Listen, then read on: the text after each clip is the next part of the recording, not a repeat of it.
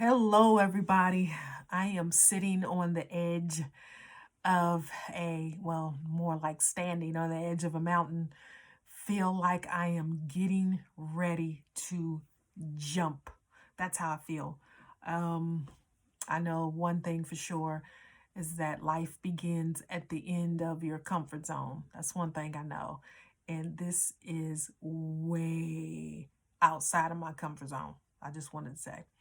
Purpose of this video today is to explain to you a little bit about who I am. Most people who have known me for years don't really know my story. But guess what? Now I'm getting ready to tell this story to the world. Why am I going to do this? I guess I'm crazy. I don't know. But I want to give you a little bit about the origin and a little bit of background about me so you'll understand why I created this YouTube page and what sort of are some of the drivers behind what I want to do with my life. So I had to write it down because I'm a little nervous at this and I don't want to talk too much, and I don't want to kind of drift off. I want to sort of stay on task. So I took a little bit of notes and I'm going to be looking down reading, but um, give you a little bit of background about me. I've worked in corporate America for, I would say, almost 18 years, almost 20 years. So about 18 years, worked at several Fortune 100 companies and have had some pretty good success in that realm. Notice that though I worked in that environment, that's really not what I wanted to do. Took me almost 20 years to figure that out. Go figure. But I wasn't feeling fulfilled in my roles. I set a goals while working in that environment, and I got promoted and kept getting promoted and was doing something right. Um, but what I really wanted to accomplish was find fulfillment. Didn't know what that looked like. I just knew that I wasn't happy doing the thing that I was doing every day. Eight to my nine, they call it 9 to 5. Some days I call it a 7 to 12. I mean, and when I say 12, I don't mean noon. So, putting in, 80 hours work weeks sometimes, do whatever needed to be done to get that was required. But I knew that I wanted to replace that income doing something that I love to do, and I just didn't know what that looked like and what that was. But I knew it wasn't this. I knew it wasn't. I just knew it wasn't doing this. And so some of the internal struggles that I was dealing with, um, I had a blockage, and my blockage has always been this thing about being seen as dumb and stupid, um, and making sure that people understood my abilities. I didn't want anybody to think that I was not capable of doing my job. And so, guess what? I always grew up thinking that I had to work on my strengths. Like I had to, work on my weaknesses rather than my strengths. I always thought that if there was a weak area, I needed to, like, if you got a weak arm or a weak muscle, you got to really strengthen it and work it out. And so, guess what? I don't have a natural leaning to math and sciences, but guess what? I went to college, and guess what I did? I took the math and sciences because I thought, I'm not supposed to be weak in any areas. And guess what? It took me a long time and I struggled just to get C's and B's because that was not my natural inclination. But I wanted to prove something. I wanted to prove to the world, and I think more so to myself, that I'm not dumb and stupid. And I would surround myself with these really bright, intelligent people who just loved math and science.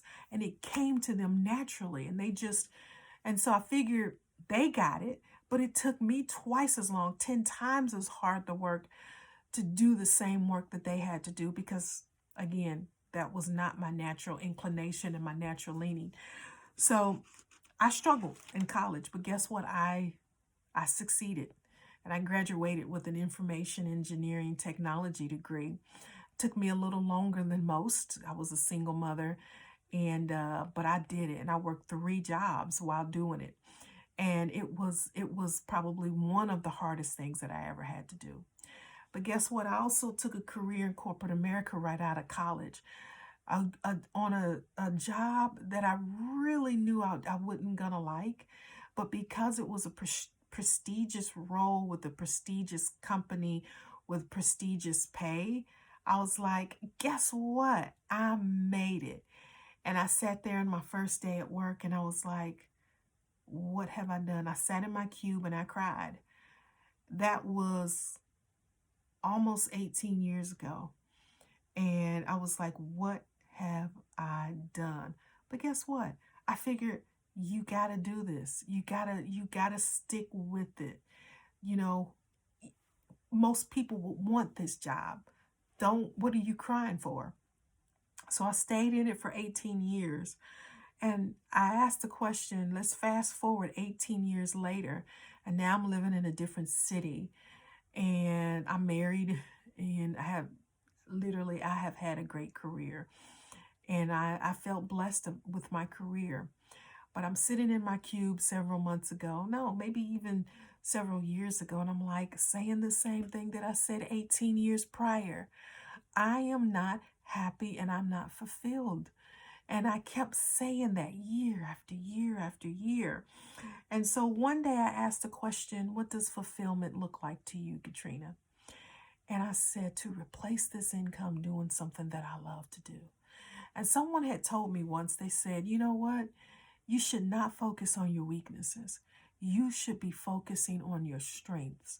Because guess what? Your strengths are your superpower. And I was just like, my strengths are my superpower?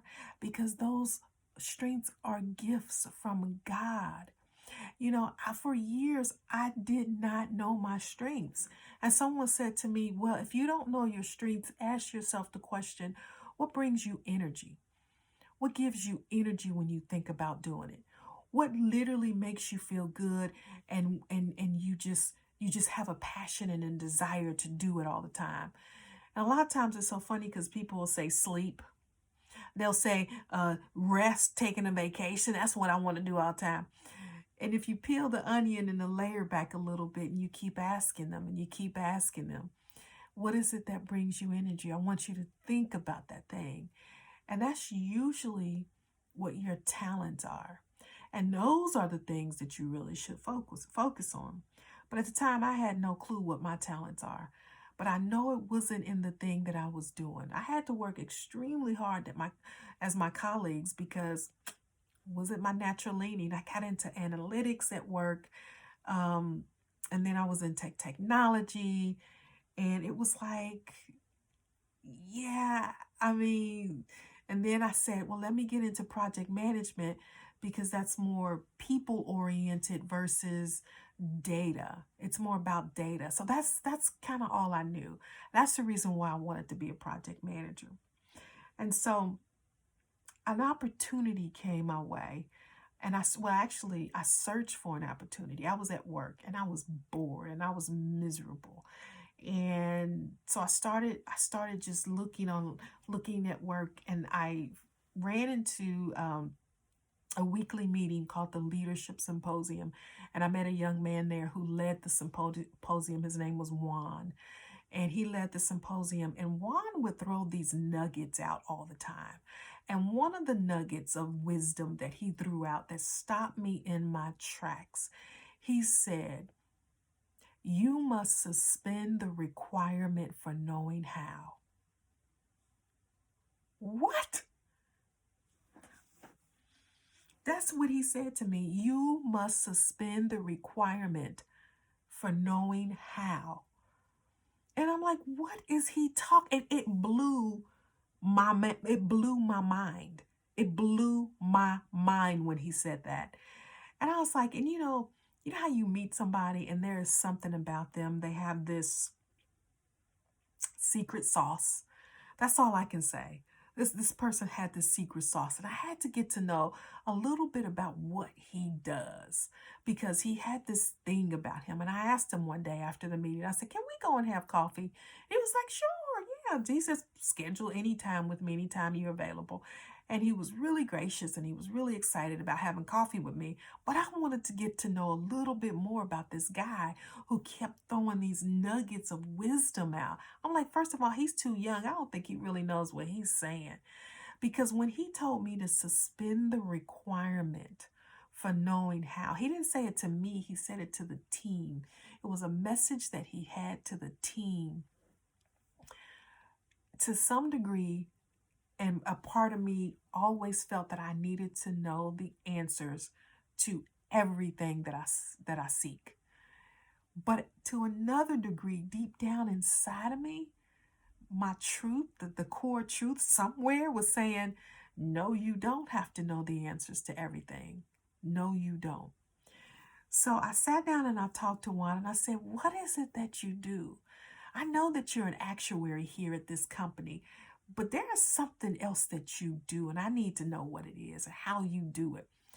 And he sat back and he said, have you ever heard of John Maxwell? I was like, John Maxwell, he's an author. He said, yeah, he's the #1 leadership guru on the planet, in the world. He's written close to 100 books. He said, well, I'm a certified coach, trainer, and speaker with the John Maxwell team. And I was like, wow. I said, okay. And he said, you know what? I think you would make a great coach. He said, you should call somebody and check out the program. And I was like, what? And so I was like, you don't even know me. How do you know I'd make a great coach, trainer, and speaker? And he said, I know. And I was like, wow. So, but guess what? It took me over a year to actually call and inquire. And I'd run into Juan every now and then, and he'd say, did you call anybody about the John Maxwell Leadership Training Program? And I would say, no. I said, I will. He said, yeah, a lot of people say that, and most people don't. He said, let's have coffee. So we sat down one day, and he said, you have a curious desire about this John Maxwell team. He said, ask yourself, what self-limiting beliefs do you carry that allows you not to move forward into growth?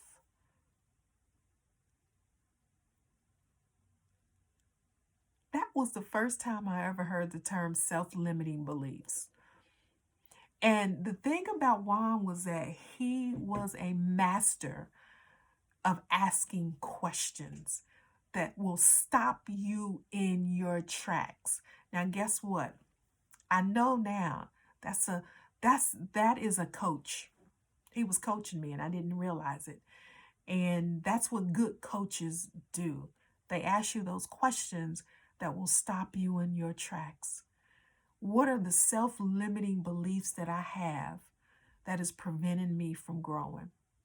So guess what? Within the week I called and I just wanted to inquire and know about the program. Fast forward, I am now a certified coach, trainer, and speaker with the John Maxwell team, and I love it. But I've been doing that for 2 years. I got so good at it that I decided, and this is how I got good at it. I decided that it was something that I wanted to do. I wanted to help people who were also stuck in their self-limiting beliefs. I wanted to help people move past those thinking and the way they think that would not allow them to move forward with a goal, any goal, not my goal, but their goal. And that's what I found. And so I went back to work in my corporate job. But guess what? I started asking managers and directors and VPs, can I train your team? I have some fantastic leadership training that I would like to train with your team. And I started out training my own team. And guess what? I sucked. My first lunch and learn that I did with my team was awful. But I picked myself up and I started going and knocking on doors within my company. And within no time, I trained, I would say, about 1,000 associates over a 6-month period of time. I couldn't keep up with all the requests. I would train one team, and then that would get the interest of another team, and then I would train them. But I was still a project manager. So doing that was my, I guess, my part-time job within my job, my company. And I couldn't get paid for it because it was something that I wanted to give and add value to teams. And then we went to, as a John Maxwell company, as a John Maxwell training team, the president of Costa Rica reached out to John and said, "Hey, we need a leadership transformation in this country. Can you get a group of your coaches to come into this country and train the leaders of our country?" And guess what? I raised my hand. And so 250 of us ascended on Costa Rica. And guess what? We trained leaders and influencers all over that country. We went to government agencies and trained government officials. We went to police academies, fire departments, churches. We went all over the country, and 250 of us, get this, we trained 17,000 people in 3 days. Now, we were there a week, and we trained 17,000 people. Those 17,000 went on to train 90,000 people over the next 6 months. So we literally had a leadership training. And so with all of that, it allowed me to do something that I love to do, to step out of my comfort zone and to do that thing that I really wanted to do. And so when I got back home, I was like, man, I got to make this happen. But work, life, everything just didn't allow it to happen. So fast forward 2 years later to a few months ago, me and my employer separated. God moved this mountain for me, and he opened up some space, and he said, to this time, baby girl, is your time, and you got to make something happen. And so what it allowed me to do was say, okay, I'm going to monetize this thing that I love to do. I'm going to make money off of it. And I'm going to be able to build something, a business. And I'm going to want to replace the income that I was getting in my corporate job with doing this thing that I love to do. And I think, the transformation that happened to me was that, oh, my battery is low battery. The transformation that happened to me was I was able to pull back this cloak of being something that I really wasn't, doing something that I didn't love to do, not living my authentic self, and really feeling vulnerable and being in front of people, just like I am with you all today, sitting here telling my story in the comfort of my own home, but posting this video out on YouTube, sharing my story. And so I really want to live my true purpose. I really want to live a life that is worthy of me, because I want to add value. I want to add value to people, and I want to change lives, and that's my goal. So what it is, that's my story. What is it that you all want to do? Are you working in a job that's just not getting it for you? Do you want to write that book? Do you want to go to school? What is it that you want to do? Write it down. Tell me right below in the comments and tell me a little bit about yourself. But that's my story, and I'm sticking to it. I want y'all to jump and build your wings on the way down.